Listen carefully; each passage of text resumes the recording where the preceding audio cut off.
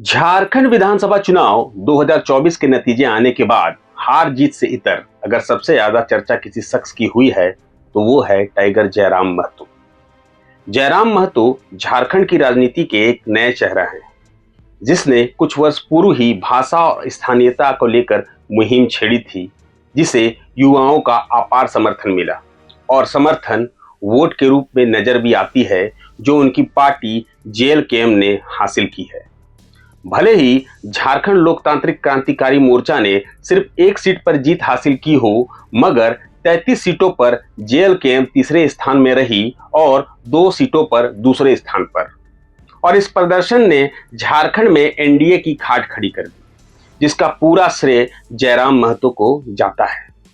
झारखंड की राजनीति में जयराम के उभरने की कहानी तो सभी ने सुनी होगी, मगर उनके जीवन के संघर्ष के बारे में बहुत कम ही लोगों को पता होगा।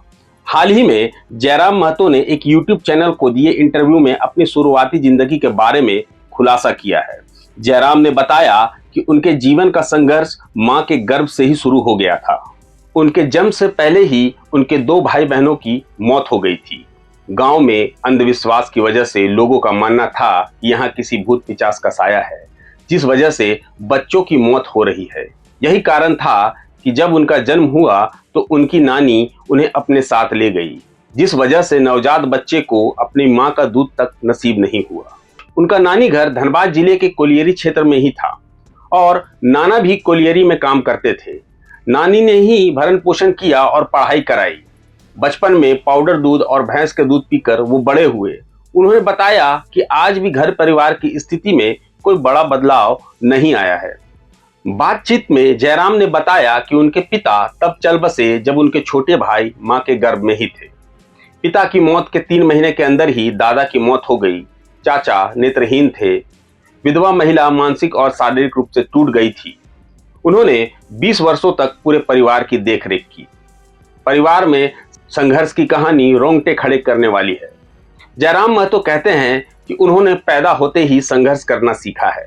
वे झारखंड विधानसभा के सबसे युवा और गरीब विधायक हैं। उन्होंने बताया कि आने वाले 5 साल बाद भी उनके बैंक खाते में 4-5 लाख रुपए से ज्यादा नहीं होंगे।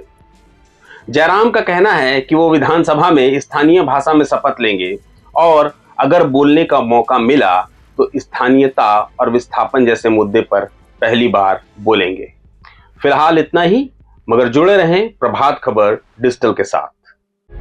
प्रभातखबर.com, विश्वास वही, रफ्तार नहीं।